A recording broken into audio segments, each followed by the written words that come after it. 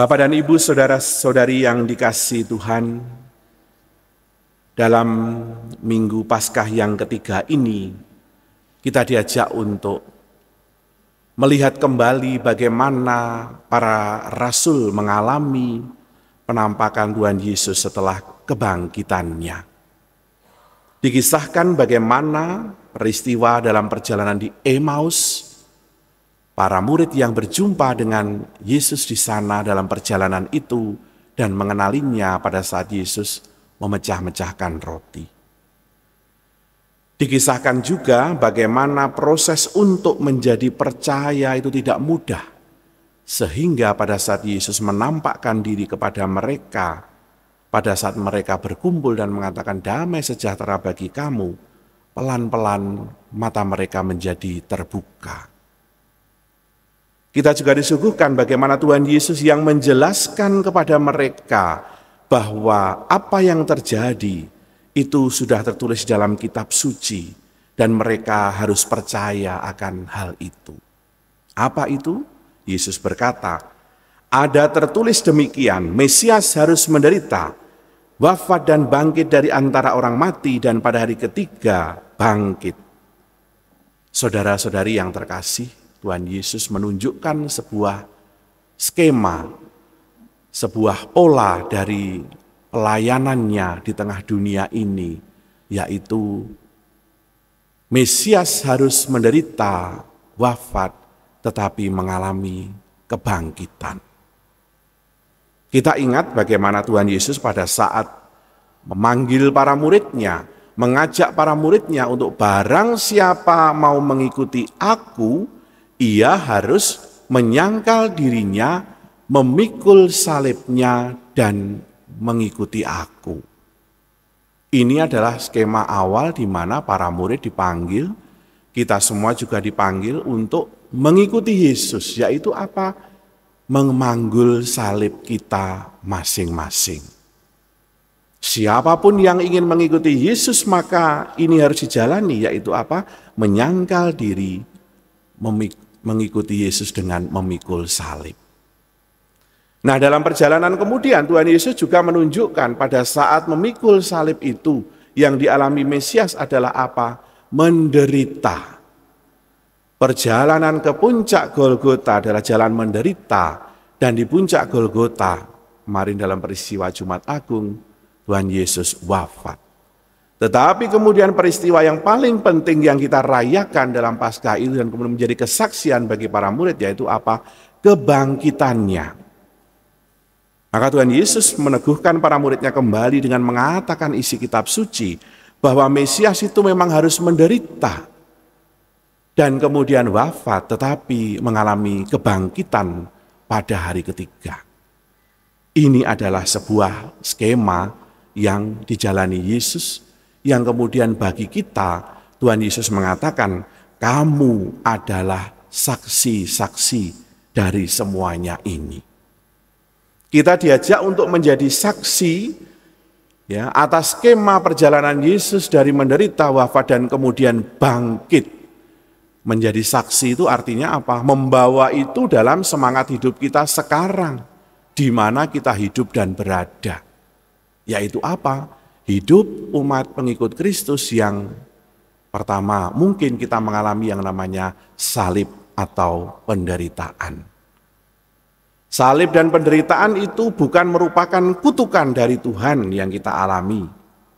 Bukan juga merupakan bukti bahwa Tuhan tidak bersama kita atau Tuhan itu tidak ada.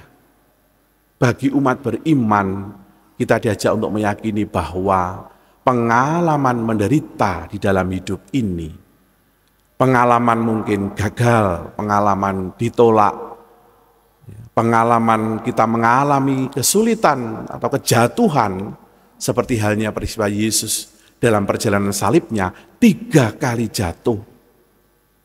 Tapi bagi umat beriman, kita diajak untuk bersaksi, seperti halnya Kristus yang membawa salib itu, dia kemudian mengalami kebangkitan.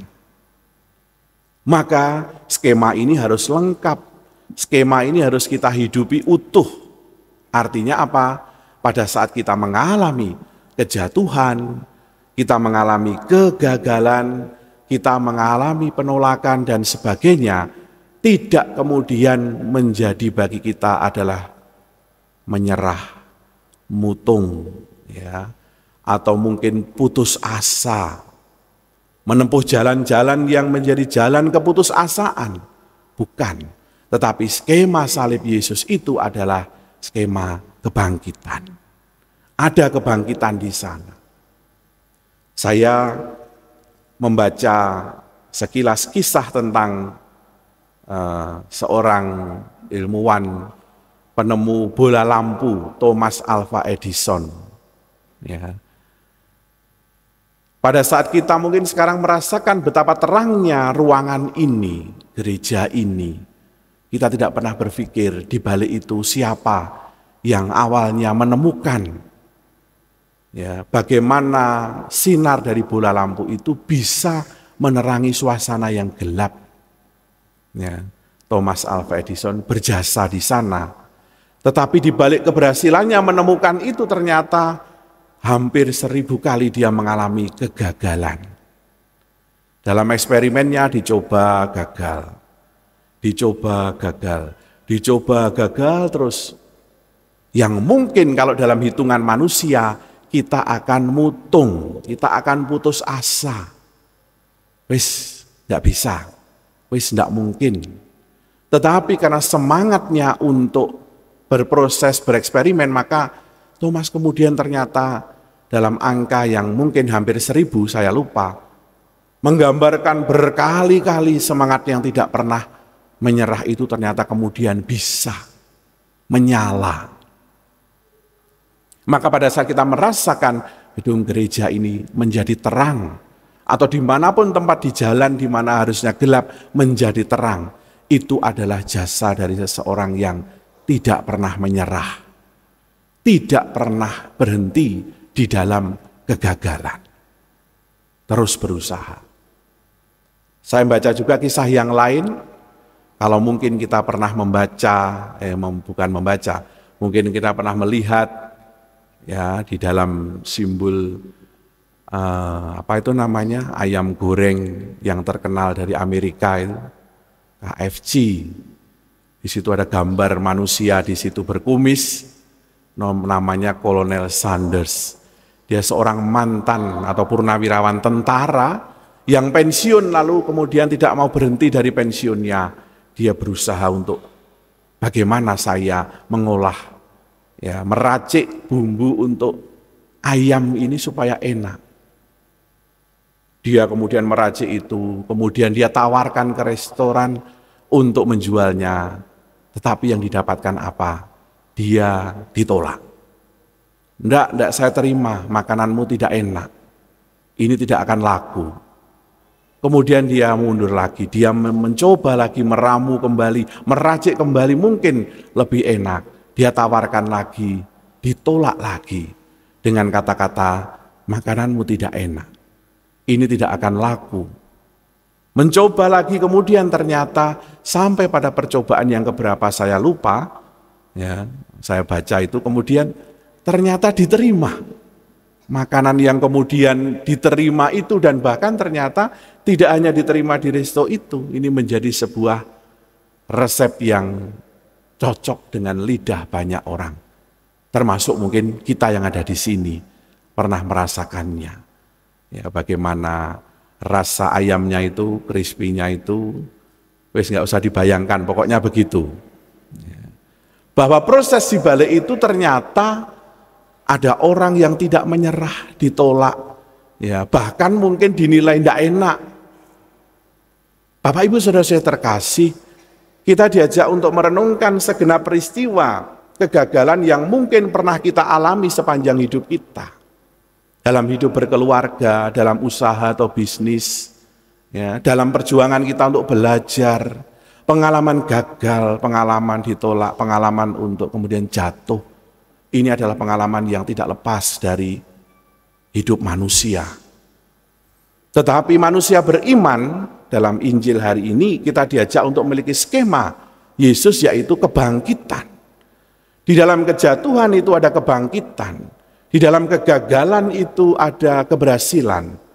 Ya, di dalam penolakan itu kemudian ada keberhasilan pula. Pada saat apa kita tidak menyerah, kita bisa bangkit dan kita memiliki semangat untuk membarui hidup kita dengan lebih baik. Inilah skema salib itu. Mari dalam perayaan Ekaristi pada malam hari ini kita kumpulkan segenap kegagalan kita, segenap juga mungkin keputusasaan kita dengan masalah yang kita alami, kegagalan yang kita dapati. Pada hari ini Tuhan Yesus mengingatkan kita semua akan sebuah skema salib yang ia jalani. Di ujung sana ada yang namanya kebangkitan. Tuhan Yesus sendiri menugaskan kepada para muridnya, kamulah saksi-saksi atas semuanya ini. Saksi apa? Saksi untuk kebangkitan. Dan cara bersaksi paling baik adalah apa? Menunjukkan di dalam hidup kita masing-masing bahwa kita semua yang mengalami peristiwa yang sulit itu, kita ada kebangkitannya bersama dengan Kristus. Hari ini Tuhan Yesus juga menunjukkan jarinya kepada kita semua. Kamu adalah saksi dari semua ini. Peristiwa menderita, wafat, dan kebangkitan ini harus kita saksikan di dalam hidup kita, menjadi semangat kita sebagai pengikut Kristus. Mari para saudara, kita dikuatkan oleh janji Tuhan ini yang menyertai kita, mengajak kita untuk mengalami kebangkitan di dalam setiap peristiwa yang mungkin kita mengalami kesulitan dan kegagalan serta penolakan. Kita diajak untuk berani bangkit dan memilih untuk bangkit dan berjalan bersama dengan Kristus yang menguatkan kita. Berkat Tuhan melimpah untuk kita semuanya. Amin.